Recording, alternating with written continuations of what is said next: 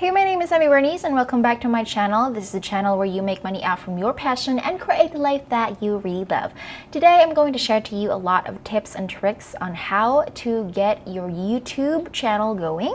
And these are the things that I have been following religiously for the past 3 years. I have been here on YouTube, on different niches, on different businesses that I was trying to put out there on YouTube, and I will be telling you what worked and what did not for me. First and foremost, I would like to get this right off the bat. I am not an expert. I'm not a guru on YouTube.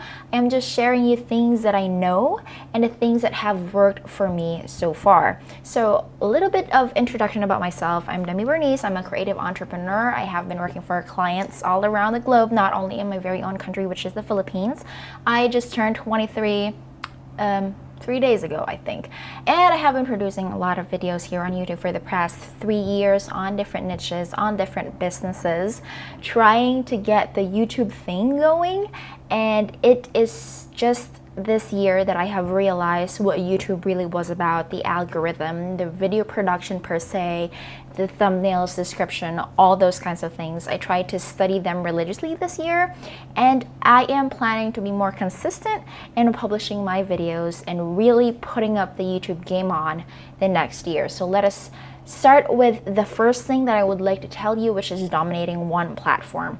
Okay, so this is a thing that is not actually in the YouTube thing, but I would tell you exactly right now that if you are planning to spread yourself entirely thin, trying to go on Twitter, Instagram, Facebook, basically all the social media platforms you know, I think you are going to drain a lot of your energy, okay? Unless you have a team, okay?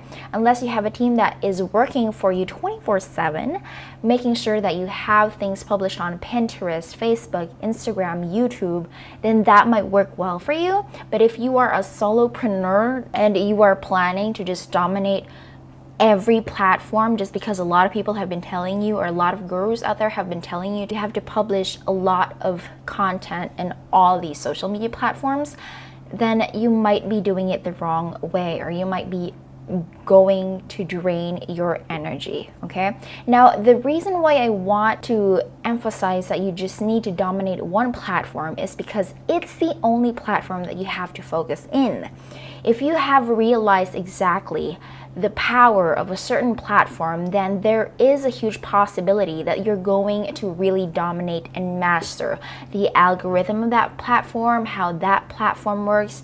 Say, for example, you want to dominate Facebook. Now you know exactly what this Mark Zuckerberg has been doing with his team, how the algorithm works, how could you get your videos or your content to a lot more people than the usual, etc., etc. Okay, now I have been wanting to really dominate YouTube because I have seen the power of it. It's not only just a YouTube or a video platform anymore. It already has its own stories, just like Instagram. You can already post pictures and text statuses. So that has been a really eye-opening thing for me, especially that I think that communication skill and pursuing other people is kind of like my superpower. So that is the reason why I really wanted to dominate YouTube. Now, before I tell you a lot of things, maybe you need a couple of minutes or even days or hours or weeks even to really think about what is the platform rather that you really want to dominate. Because if you are just putting yourself on all of the platforms and you're not even varying each post in every platform, then it just wouldn't make sense to be everywhere, right? It's like becoming a nomad. Nobody would know your address if your home is over here and you have another home over there, another house there, and another summer house over here. So nobody would actually know where you live. Now, if you want to be a very successful entrepreneur, then might as well be focused on just one platform so that your audience or your prospective clients rather, would know exactly where you are hanging out. All right, so the second one that I would like to emphasize in this video is the importance of niching down. So if you have already decided that YouTube is the platform that you really want to dominate, then you want to make sure that there's a certain niche that you are going to dominate as well. Now, for example, in my case, I am a creative entrepreneur and I want to focus on becoming a creative entrepreneur in my YouTube channel. So what I'm doing is I am luring people in, creatives, specifically graphic designers, on my YouTube channel through tutorials, through unboxing videos, which has a huge tendency of going viral. And then slowly but surely, I will be sharing tips and tricks to them on the YouTube channel so that they will be interested in becoming a creative entrepreneur, because that really is, I think, my passion, and that is something that I could talk about for days and months and years, right? Those are my reasons. Now, say for example, you already have the niche in mind and you already know how to lure people in and you already know your whole business plan. The next thing that you want to consider is clarity on your branding. Now, in every beginning of my YouTube video, I would always say that this is the channel where you make money out from your passion and create the life that you really love. Right then and there, the person who is watching your video would already know what you are about. Now, I'm not saying that you need to have a slogan in the beginning and at the end of your videos. That's not my point. The point really is to be very clear on what you really want your whole YouTube channel to be about. Okay, you cannot just say, okay, in this video I'm going to make a travel blog, and then in the next video I am going to make a cooking vlog, and then in the next video I'm going to make a makeup tutorial, and all those kinds of things. Now, you have to make sure that your YouTube channel is a messaging platform of something very specific. People are going to visit that YouTube channel because they know that that's the specific message that you're trying to put out. So that's it, plain and simple. Now, apart from your messaging or your branding, I would also like to emphasize graphic designer, pet peeves. I would also like to emphasize the design of your thumbnails, of your channel art, because you know how McDonald's have been very powerful in their branding and how Coca-Cola has been very powerful with their branding. It's because when you are seeing the Coca-Cola branding, the red and white, and McDonald's is red and yellow, you would have an instinct that this is Coca-Cola, this is McDonald's. Same thing with Facebook. If you see blue and white, you would immediately know that that specific ad is from Facebook. If you would see purple, pink, and yellow, I think, on an Instagram ad, you would definitely know that that is Instagram. It's a psychological way of thinking, and that in every color stands a psychological factor. Say for example, my branding color is purple and pink. So pink is very feminine and purple is creativity. So every color stands for something. So you have to be very, very firm with your color branding as well. Now let's move on to how to getting your videos ranked. The first thing that I would like to share to you all is you have to make sure that your title, keyword, and YouTube description is the same. Okay, you have to have a long tail keyword in your title, description, and your tags. Okay, so I am calling them actually the Three Musketeers because I have to always tell myself, make sure you get the Three Musketeers right, make sure you get the Three Musketeers right when I'm uploading a video. So you have to make sure that your title, your description, and your tags has a long tail keyword.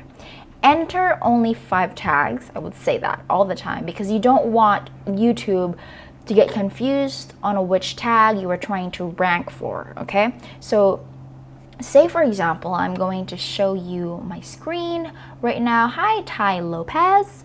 So this is actually one of my videos. That's just a little bit, hang on a second. Let's have him do his own thing because this is an ad and you cannot skip it until 5 seconds. All right, so I have here, I hope I am not opening my mouth in this video. Okay, so forget my face. The title of this video is XP Pen, oops, sorry about that, XP Pen Deco 1 tablet. That is my keyword. Okay, that is my number one keyword, XP Pen Deco 1 drawing tablet. Now, if you could see, it's here on my description as well.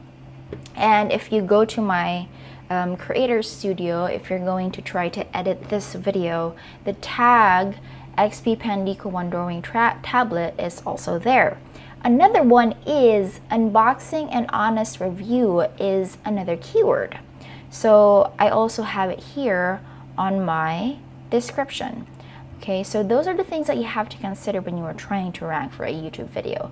Now, after that one, the next thing that you have to consider is the name of your video file. So a lot of people would just name their video files when they're trying to render your videos. You're just going to name it 01 or AAA, you know.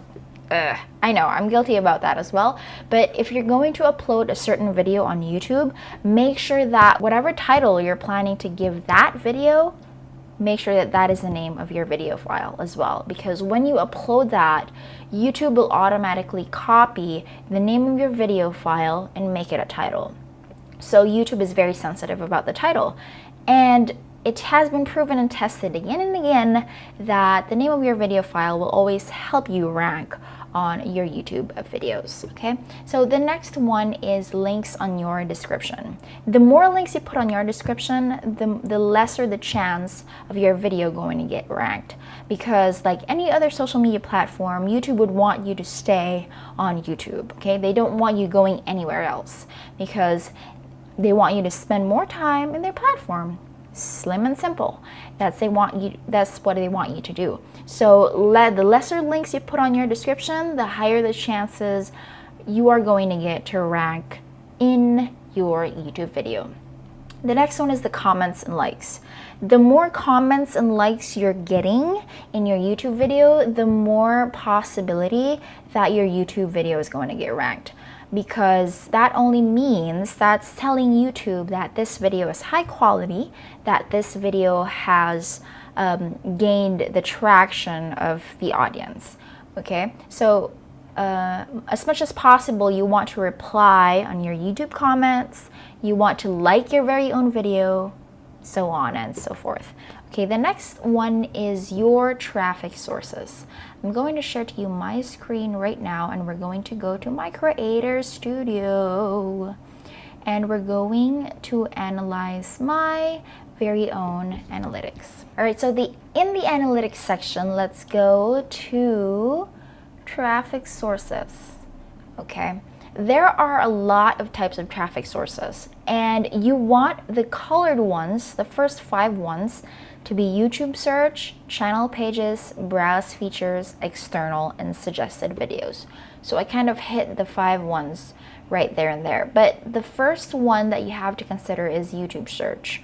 Your number one traffic source should always be YouTube search, and I've already taught you how to do that by the title, the tags, and the description being the same. Okay, remember to have a long tail keyword.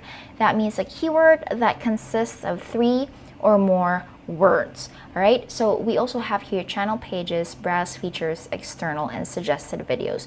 You want external to be number 2 because those are backlinks. If you are not, YouTube is actually a search engine. It's not a social media platform, I would say.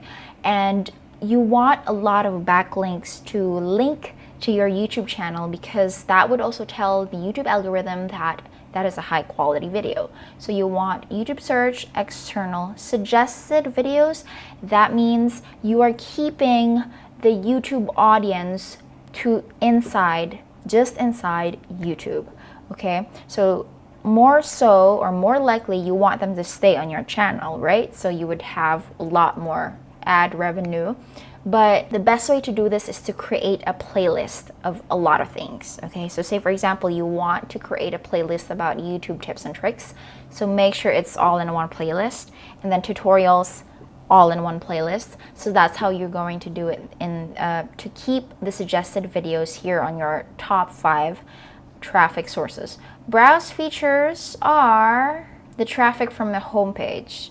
Okay, so if a person, say for example, a random person who is not your subscriber visited your YouTube channel and viewed one of your videos, there's a huge possibility that when that person clicks the homepage of YouTube, he or she is going to have a lot more recommended videos from your channel. So that's just about it. Channel pages is your very own YouTube channel. So that's how it works. And last but not least, I would like to also emphasize that there is a 24-hour time frame.